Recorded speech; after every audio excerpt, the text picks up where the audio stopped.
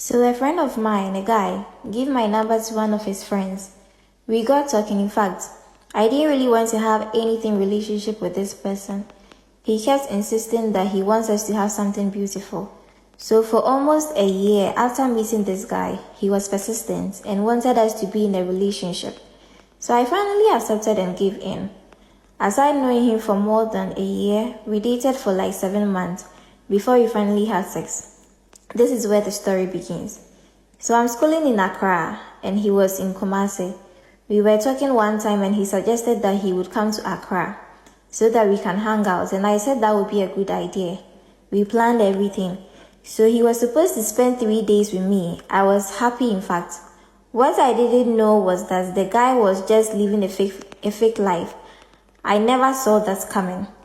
Me and this guy had a great conversation and he told me that he works with a construction firm and has a car, blah blah blah. In fact, I wasn't really interested in what he had. I was only interested in the kind of connection that we had. We could talk, share ideas, talk about future plans, and the vibe and flow was just the kind of conversation I wanted. A guy you can share ideas with.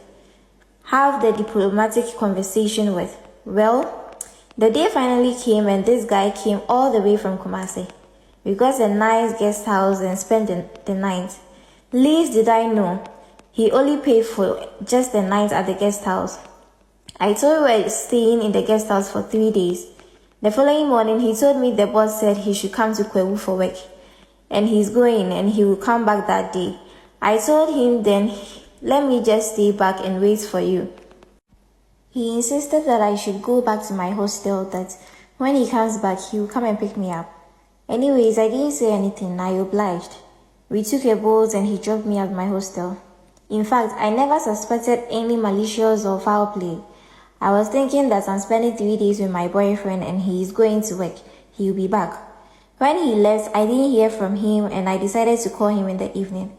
When I called, he didn't answer. I was surprised. I waited. He never called back nor sent any text.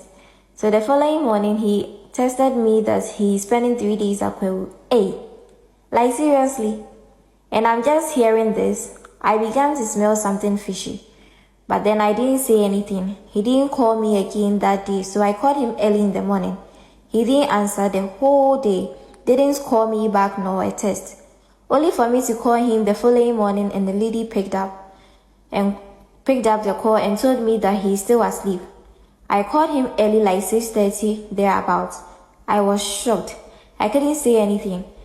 And the girl asked me if I'm his sister, cause apparently he saved my number as little sister. Lo, me, little sister. I just told the lady that he should tell him that his worst days has just begun. This life, he won't enjoy it to the fullest. I promised him that.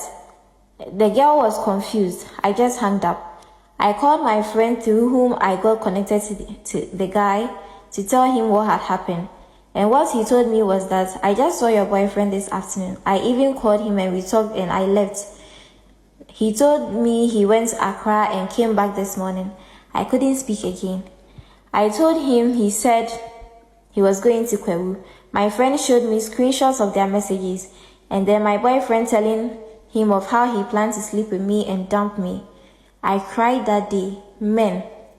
I asked why he didn't tell me. He said it was a bet they both played. He felt bad. He didn't know how to tell me. I became weak. I thought I was having a great relationship, but not knowing it was a bet on me through someone I called a friend. I didn't know what to say again. I'm not actually from a poor background. We have these things. It doesn't get me attracted to a guy who has it. The guy actually even had a kid whom he wasn't taking care of. My friend opened up about this guy and I was just speechless. So all the consistent calls and persistent persuasion, he had a motive. Anyways, to cut my story short, I went to see someone and the guy who betted on sleeping with me and actually succeeded. He's useless now. I just want to waste his life small. Don't worry. I'll release him when I'm okay. Yes, the guy knows. I called him that his deal won't function again for 5 years. He thought I was joking. I only needed his picture. You can't on my V for no reason. For 2 years now, he's impotent. His family have called me. I can't do anything about it until the 5 years comes. It's just give and take. I also betted that his D will fall for 5 years. He should just deal with it. In fact, I honestly don't regret anything, and I'm very happy to wake up and see his call begging me.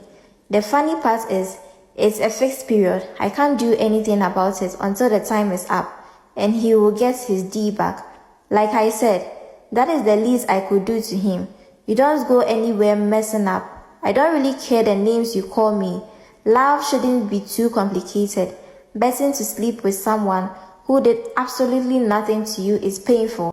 He still has his D, but I have the power in that D.